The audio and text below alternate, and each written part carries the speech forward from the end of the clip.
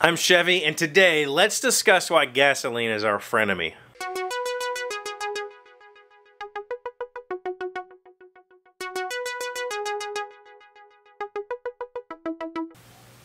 Hello friends, welcome to the shed. It's Monday, it's a holiday here in the US, Labor Day, which I learned from a friend, Jeff, on Facebook. See, this is why I love this show.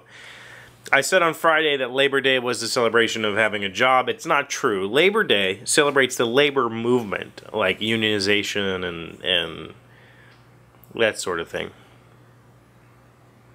So I guess it celebrates having a job, but in an older sense. Like it celebrates having workers having rights. So it's Labor Day today. Typically that means cookouts here in the U.S., one last, summer event. Unfortunately for our family, my oldest has strep throat, and my father-in-law is not feeling great today, so we're not doing anything major today. We're not getting together, but that's okay. I've got plenty to do here. And today I wanted to talk to you about gasoline and its harmful effects on things that we own. And my brother-in-law yesterday said, hey, would you come over and help me look at my bike? I can't get it started. Sure. So I go over. He has a 2005 Kawasaki Ninja 250R. That's probably more than you care to know. And won't start. When was the last time you ran this thing? 4 years ago. I drained all the bad gas. Yeah, no you didn't. Here's the thing about gas. On a bike that has carburetors, this is a carburetor, you have bowls. Bowls sit at the bottom of the carburetor. I have them off right now. And literally, there's a little bowl, and it stays full of gas. Alright, so unless you take this drain plug out and forcefully drain the fuel out of this thing, this one actually is plugged from the factory, so I don't even think you'll be able to get the gas to drain out that way. This bowl stayed full of gas, and, well, it gets gummy. Here's the thing about gasoline. It's extremely energy dense. That's good. There are lots of things we could run our vehicles on. One of the key factors for why we use gasoline is it's extremely energy dense. More energy dense than, say, alcohol or gunpowder. I don't know how you would run a car on gunpowder, but I'm sure somebody's tried it. And it's also not extremely volatile. Now, I know people fear like the gasoline explosions and gas fires and all that stuff. That's true, but gasoline explosions don't happen. It's just not the way that you see it happen in the movies. The cars don't blow to pieces. It just doesn't work that way, mostly because the liquid fuel is not flammable. It's the vapors. So when that goes, sure. And it's hard to put out. But as far as things go, it's not shock sensitive. It's not... it is thermally sensitive. Obviously, you can set it on fire, but it takes a very high temperature to set it on fire, so it's not super dangerous. It's just mildly dangerous. And that's one of the reasons why we use it. It's not hydrogen. It's not going to blow up in your face. But here's the thing. It breaks down. It's a petroleum product. It's a refined petroleum product, and in modern fuels, especially that contain ethanol, it breaks down. It's that simple. It turns to gunk. And if you let something sit for 4 years with gasoline in it, it turns to gunk. If you look, this is aluminum. This is what it's supposed to look like. On the inside, it's green. And that's the gunk that formed in here over 4 years of that gasoline sitting and breaking down. And it turns into this muck, this sludge, and it gets into everything. I don't know if you're going to be able to see this on the camera, but the bottom of this is the carburetor jet. Is like it looks like it's got corroded from battery acid. That's not what happened, but essentially it gets full of crap. All right. This device here, this is called your jet. Essentially, you have a diaphragm which vacuum draws up on it. The more you give it, the more vacuum, the more suck, the more it pulls. This needle, literally a needle, literally a long pointy ended thing that goes down in your carburetor and seats against that jet.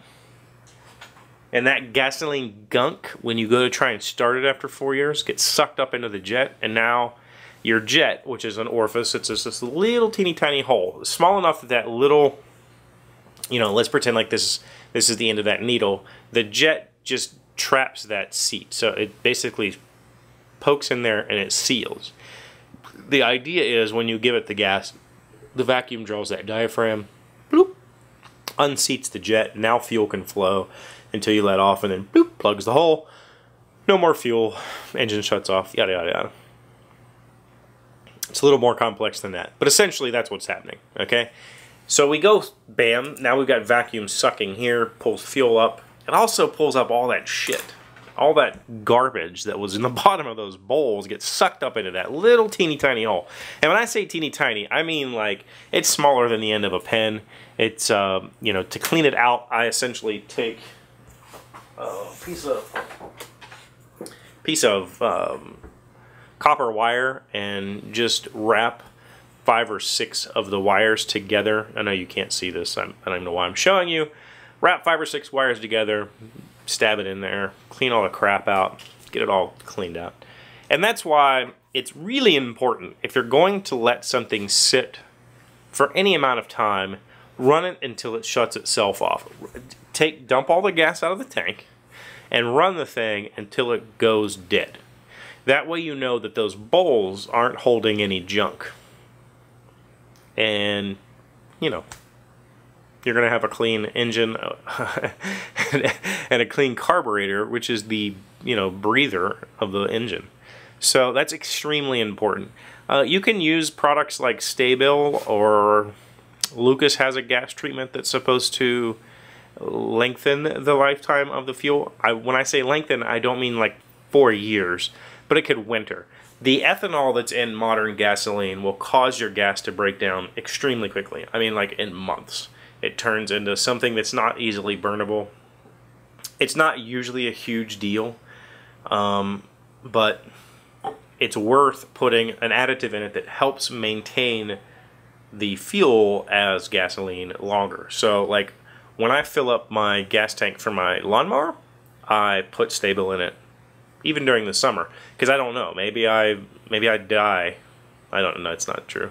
Maybe something happens to me and I don't get to cut my grass for a while and my lawnmower's been sitting. I would rather know that the carburetor is at least protected for a while, maybe a year with some Stabil in it, than not. So, it's important. Anyway, that's today's discussion. If you have any fuel science people, please leave a comment down below and let me know if I'm talking out of my ass, because this is what I have learned over my years of being a mechanic. Not necessarily something that was taught to us in mechanicking school, but just simply my understanding of how fuel works and doesn't work in this particular case. Also, please put some additive in your fuel to make it last longer, like Stabil. Or, like I said, drain everything, let it run till it shuts off, and then you're good. I'm going to go enjoy the rest of my Labor Day, which essentially means hanging out with my girls, doing fun stuff. We got to spend some time. Alina came down earlier and wanted to use all the various tools in the shop, so she made what she is calling modern art. She essentially started with a screw gun, went to Forstner bits, screwed some stuff together, and made this decoration. We'll just put it there. That's modern art, according to Alina. So thank you guys for being here. Thank you for liking, commenting, subscribing. Don't forget to hit the thumbs up button. That helps me so much. I really appreciate it. And definitely don't forget to share. If you didn't catch yesterday's Patreon vlog because you don't support me on Patreon, please consider it. It's $1 a month. And you can see my Sunday episodes. So I'll leave the link to that down below. Well, it's always down below. I'll leave it here. And I'll see you guys tomorrow.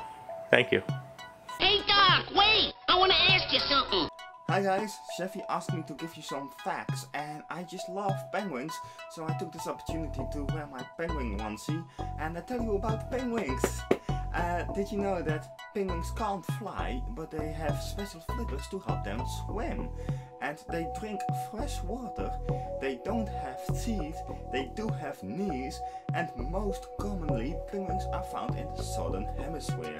So I hope you learned something new, and I hope you like my chat and my penguin onesie. See you next time, bye!